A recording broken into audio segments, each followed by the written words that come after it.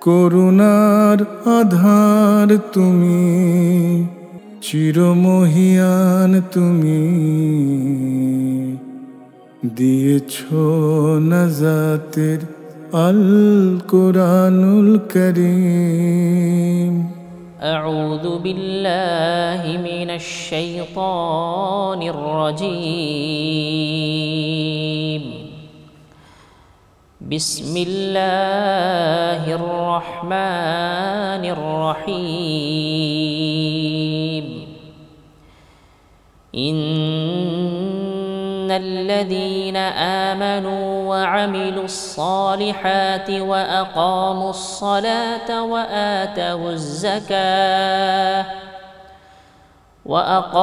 الصلاة وآتوا الزكاة لهم أجرهم عند ربهم ولا خوف عليهم ولا هم يحزنون. يا أيها الذين آمنوا اتقوا الله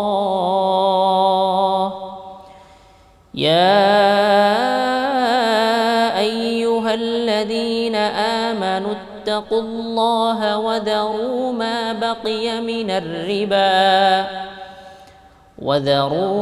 بقي من الربا إن كنتم مؤمنين. فإن لم تفعلوا فأذنوا بحرب من الله ورسوله وإن تبتم فلكم رؤوس أموالكم لا تظلمون ولا تظلمون. وإن كان ذو عسرة فنظرة إلى ميسرة وأن تصدقوا خير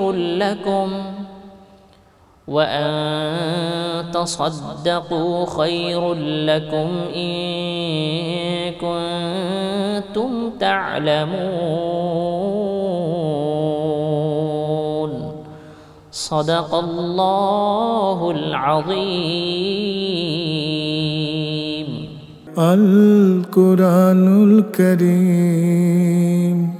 আসসালামু আলাইকুম ওয়া রাহমাতুল্লাহি ওয়া বারাকাতুহু। আলহামদুলিল্লাহি রাব্বিল আলামিন ওয়াসসালাতু ওয়াসসালামু আলা সাইয়্যিদিল মুরসালিন ওয়া আলা আলিহি ওয়া সাহবিহি আজমাইন, আম্মা বা'দ।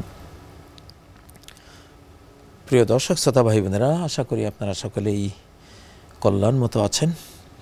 আলহামদুলিল্লাহ, আল্লাহ তাআলা আমাদেরকে ভালো রেখেছেন। এনটিভির কোরআনুল কারীমের এই অনুষ্ঠানে আপনাদের সবাইকে স্বাগত জানাচ্ছি। রোজকার মতো আজও আমরা হাজির হয়েছি কোরআনিক এই জিয়াফত, এই বেশাতে নিয়ে।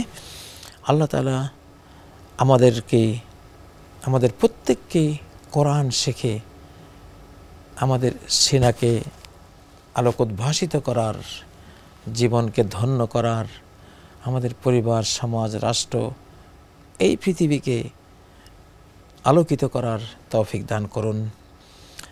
কোরআন দিয়ে মন গড়ার তৌফিক দান করুন। কোরআন দিয়ে আমাদের অন্তর আত্মাকে সমৃদ্ধ করার তৌফিক দান করুন। কোরআন দিয়ে আমাদের বিবেক বুদ্ধিকে জ্ঞানের আলোয় আলোকিত করার তৌফিক দান করুন। প্রিয় ভাই বোনেরা, আজকে আমরা এতক্ষণ তেলাওয়াত শুনলাম সূরা আল বাকারার 277 থেকে 280 আয়াত পর্যন্ত। অত্যন্ত হৃদয়গ্রাহী তেলাওয়াত আমরা শুনলাম। আসলে কোরআনে কারীমের তেলাওয়াত শুনলেই হেদায়েত আরম্ভ হয়ে যায়, শ্রবণ থেকেই শুরু হয়ে যায়, আত্মশুদ্ধি শুরু হয়ে যায়। কোরআন যে সাউন্ড ওয়েভ রয়েছে, এটা মানুষের দেহ, মানুষের মন, মানুষের বিবেক, সবার জন্য আলো, সব কিছুর জন্য শেফা, গাইডেন্স, সব কিছুর জন্য এটা নূর, এটা সব কিছুর জন্যই এটা একটা স্মরণিকা।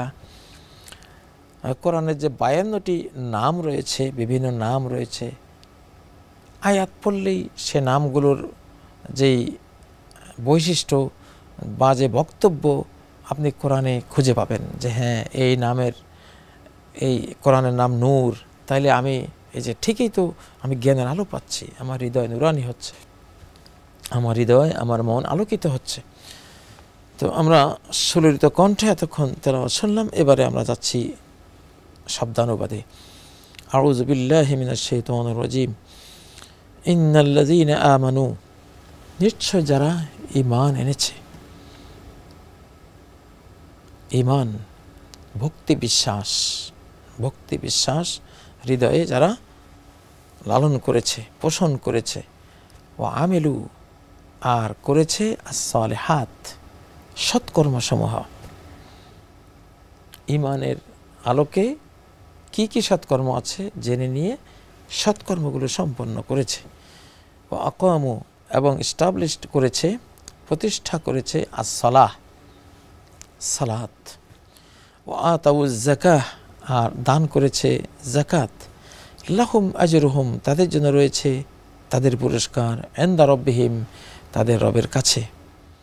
ওয়ালা খাউফুন, আর নেই কোনো ভয়, আলাইহিম, তাদের উপর, ওয়ালা হুম ইয়াহজানুন, আর না তারা সামান্যতম চিন্তাগ্রস্ত হবে, কোনো চিন্তাও নেই তাদের।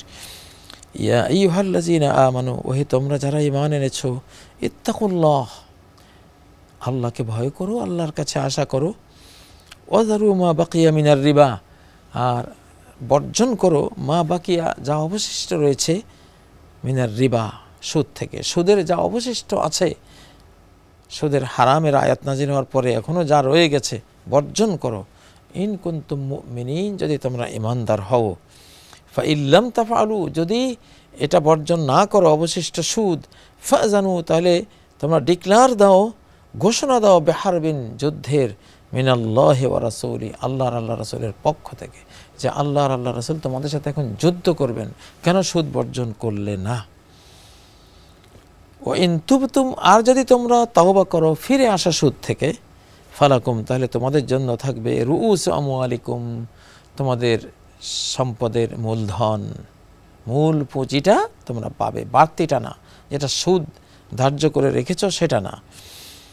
লা তাজলিমুন, তোমরা কাউকে জুলুম করবে না, বাড়তি নিলে তো জুলুম করে ফেললে, অতএব বাড়তি নিয়ে জুলুম করবে না। ওলা তুজলামুন, আবার যদি তোমার পুঁজিটা, মূল পুঁজিটা ফেরত না দেওয়া হয়, তাহলে তোমার উপরে জুলুম করা হবে, সেটাও করা হবে না।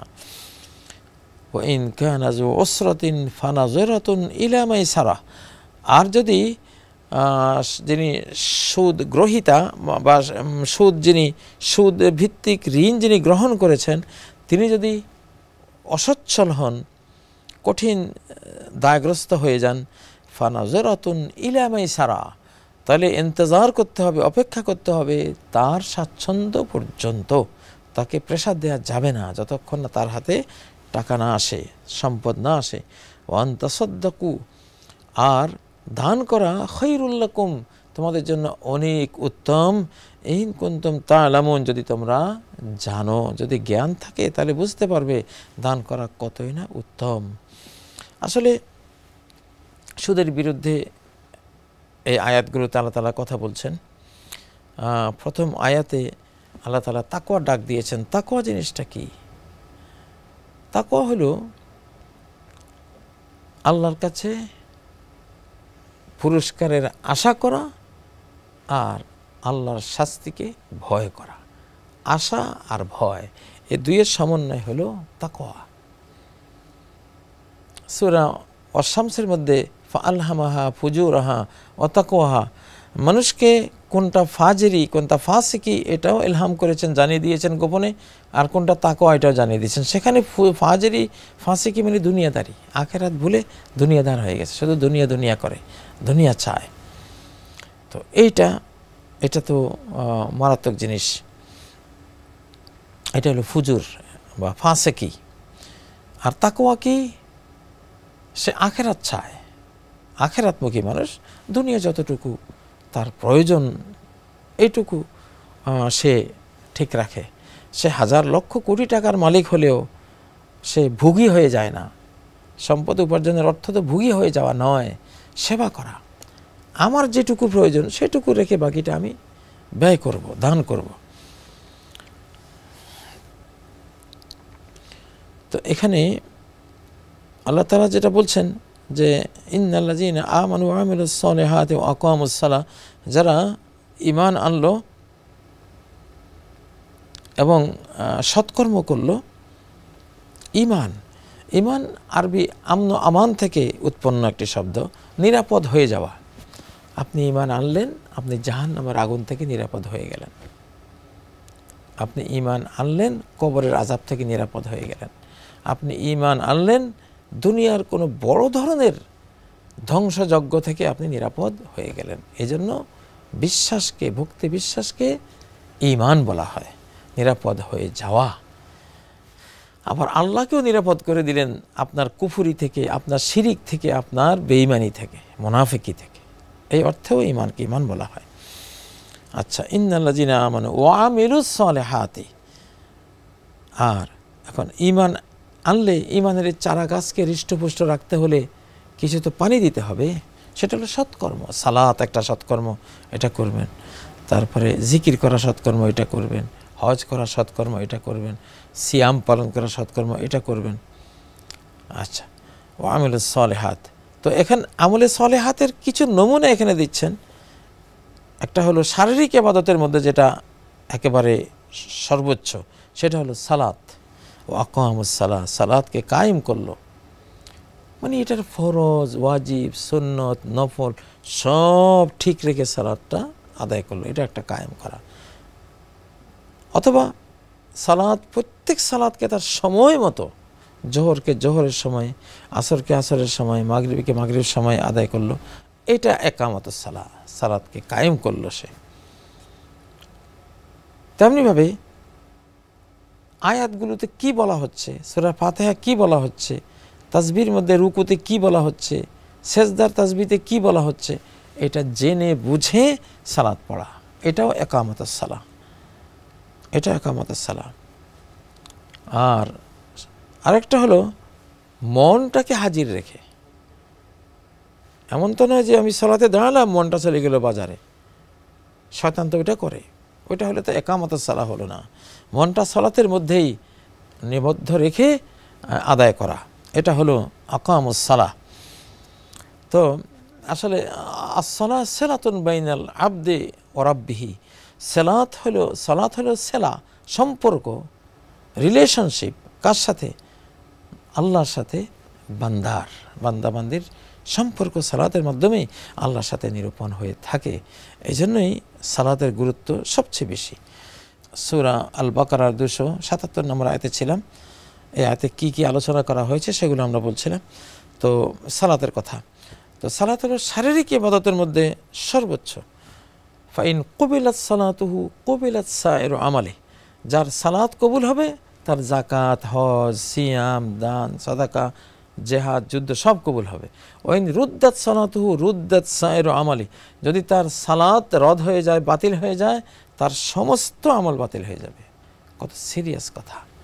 এই জন্য সালাত পড়তেই হবে এবং আল্লাহর কাছে কবুল হওয়ার মতো মনোযোগ দিয়ে, সেই বিনয় দিয়ে, সেই শর্ত, ফরজ, রোকন সব পূরণ করে সালাত পড়তে হবে। তাহলে এই সালাত কি হবে? আল্লাহর কাছে কবুল হবে।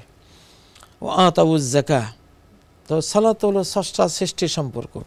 এবার সৃষ্টির সাথে সৃষ্টির সম্পর্ক, ধনীর সাথে দরিদ্রের সম্পর্ক, সেটার জন্য আজ-যাকা, আজ-যাকা তো কান্তারাতুল ইসলাম।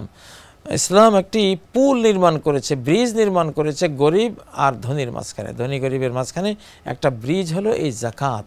ধনী যখন গরিবকে যাকাত দিচ্ছে, এটা একটা ব্রিজ আকারে আসছে, মানে ধনী গরিবের কাছে গেল, গরিব ধনীর কাছে এলো, দুইজনের মধ্যে একটা কানেক্টিভিটি তৈরি হলো, সমাজ সুন্দর হলো, সবাই সবার জন্য হেল্পার এবং সবাই সবার জন্য কল্যাণকামী হয়ে গেল। তাহলে এটা হলো যাকা, আতাবুজ যাকা লাহুম আজরুহুম ইনদা রাব্বিহিম। তো যারা ঈমান, আমলে সালেহ, সালাত কায়েম, যাকাত প্রদান করে, তাদের জন্য রয়েছে অচিন্তনীয় পুরস্কার তাদের রবের কাছে, এবং তাদের কোনো ভয় নেই, তাদের কোনো টেনশন নেই, কোনো ভয় নেই। আসলে দান করতে করতে মানুষের ভয় থেকে মুক্তি পেয়ে যায়। মানুষের ভয় থাকে না, হারাবার ভয় থাকে না, কোনো ধ্বংসযজ্ঞের ভয় থাকে না, তার ভিতরে একটা নিরাপত্তা চলে আসে। তো ওয়ালা খাউফুন আলাইহিম ওয়ালা হুম ইয়াহজানুন, আমরা এটা অনেক অনেক দেখেছি যে যারা দান করে তারা ভয়মুক্ত থাকে, যারা জাকাত দেয় তাদের সম্পদ আল্লাহ রক্ষা করেন, আল্লাহ রক্ষা করেন। তো বুখারী শরীফে যে একটা হাদিস রয়েছে, একজন 1000 স্বর্ণ মুদ্রা একজনকে দিয়েছিল, তো ঋণ দিয়েছিলেন। দেওয়ার পরে যখন উনি বললেন যে আপনি একজন সাক্ষী দেন যে আপনি ঋণটা নিয়েছেন, তো গ্রহীতা বলল কাফা বিল্লাহি শাহিদা, আল্লাহই যথেষ্ট সাক্ষী হিসেবে। তো উনি বললেন যে তাহলে একজন ওকিল দেন আপনার পক্ষ থেকে। উনি বললেন কাফা বিল্লাহি ওয়াকিলা, ওকিল হিসাবে আল্লাহই যথেষ্ট। তো 1000 দিনার নিয়ে গেলেন। যেদিন এটা শোধ করবেন, তো সেদিন তিনি কোনো জাহাজ পেলেন না যে টাকাটা নিয়ে, তিনি সমুদ্রের ওই পারে থাকতেন আর দাতা এই পারে থাকতেন। তো কোনো সমুদ্র পথে কোনো জলযান না পেয়ে তিনি দেখলেন যে একটা কাঠের টুকরা আছে, তো কাঠের টুকরার ভিতরে 1000 দিনার ঢুকিয়ে একটা চিঠি লিখে ওটা সাগরে ভাসিয়ে দিলেন। এখন যিনি এটা দিয়েছিলেন ঋণ, তো উনি আজকে ঋণটা পরিশোধ করার কথা, উনি সাগরের পাড়ে আসলেন, নদীর পাড়ে আসলেন, দেখলেন যে কোনো জাহাজ নেই, নৌকা নেই, কেউ তো আসলো না। তো দেখছেন একটা কাঠের টুকরা ভেসে ভেসে আসতেছে। তো উনি চিন্তা করলেন যে এটা নিয়ে যায়, একটা লাকড়ি খড়ি হিসেবে কাজ দেবে। নিয়ে গেছে, গিয়ে ওটা ফাটিয়ে দেখেছে ওটার ভিতরে টাকা, ওটার ভিতরে চিঠি। সুবহানাল্লাহ। হ্যাঁ, কত বড় দেখুন, ভয় মুক্ত, আপনার কোনো ভয় নেই, আপনার এটা হারাবে না, আপনার কোনো টেনশনও করতে হবে না। আপনি দিয়েছেন, যারা সম্পদ সঠিকভাবে আদান প্রদান করে তারা ভয়মুক্ত থাকে। তারা জাকাত দিয়েছে, সাগরে ডুবে যেতে পারত, ওই স্বর্ণ মুদ্রা কাঠে যখন দিয়েছে সাগরে ডুবে বিলীন হয়ে যেতে পারত, কিন্তু যায়নি, কারণ তারা হলেন আল্লাহর পথের দাতা, আল্লাহর বান্দাদের তারা হলেন সেবক, তাহলে তাদের তো আল্লাহ রক্ষা করবেনি। আজকে দ্বিতীয় হাতে যা বলা হয়েছে যে হে ইমানদার সমাজ, তোমরা আল্লাহকে ভয় করো, ওয়াজারু মা বাকিয়া মিনার রিবা, অবশিষ্ট যে সুদ রয়েছে সেটা বর্জন করো। সুদ হারাম হওয়ার পরে আর সুদে থাকার সুযোগ কোনো মুমিনের নাই। ইমানের দাবি হলো এটা। নবী সাল্লাল্লাহু আলাইহি সাল্লাম বিদায় হজ্জের দিনে বলেছিলেন, কুল্লা রিবান ফিল জাহিলিয়াতে তাহাতা কদামাইয়া মাউদু, জাহিলিয়াতের সমস্ত সুদ আমারে 2 পায়ের নিচে আজকে পিষ্ট করলাম, মানে শেষ করে দিলাম। কেউ আর কোনো কারো কাছে সুদ দাবি করবে না। ফা ইল্লাম তাফআলু, যদি অবশিষ্ট সুদ বর্জন না করো, তাহলে ফাজানু বিহারবি মিনাল্লাহি ওয়া রাসূলি, যুদ্ধে ডিক্লেয়ার দাও, তোমরা এক পক্ষে যাও, আল্লাহ আল্লাহ রাসূল এক পক্ষে, যুদ্ধ হবে তোমাদের সাথে, আল্লাহ রাসূলের যুদ্ধ হবে। চিন্তা করো, তোমরা কি পারবে? তোমরা কি যুদ্ধ করে কুলাবে? কিছুতে কুলাবে না। তো আসলে এটা হলো আখিরাতের কথা। অনেক মুফাসসিরিনরা এখানে বলেছেন যে, ইবনে আব্বাস থেকে রয়েছে যে কিয়ামতের ময়দানে আল্লাহ সুদখোর ব্যক্তিকে তলোয়ার দিবেন, বলবেন হ্যাঁ এখন যুদ্ধ করো আমার সাথে। সে কি করবে? কি যুদ্ধ করবে? অসম্ভব। তার মানে তার জাহান্নামে যাওয়া একেবারে অপরিহার্য, নিশ্চিত যে সে জাহান্নামে যাবে।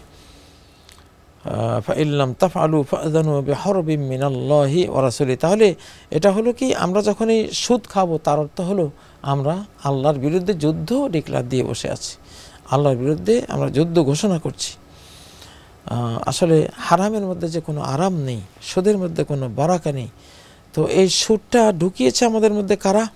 সুদ ঢুকিয়েছে আমরা যখন পলাশিতে পরাস্ত হলাম, তখন আমাদের এই দেশে যারা দখল করেছে দেশটি, তারা এই দেশে সুদী ব্যাংক, সুদী সমিতি, সুদী লেনদেন এগুলো তারা দিয়েছে। কেন দিয়েছে? তারা জানে মুসলিমরা পবিত্র জাতি, এই জাতিকে অপবিত্র না করলে এই জাতিকে পরাস্ত করা যাবে না। এই জন্য তারা সুদ দিয়ে, নারী দিয়ে, গান বাজনার বেহায়াপনা দিয়ে বিভিন্নভাবে তারা আমাদেরকে নাপাক করে আমাদেরকে শাসন করেছে। কারণ নাপাক কাজ করলে আল্লাহর সাহায্য সরে যায়, একটা অপবিত্র জাতিকে আল্লাহ সাহায্য করেন না।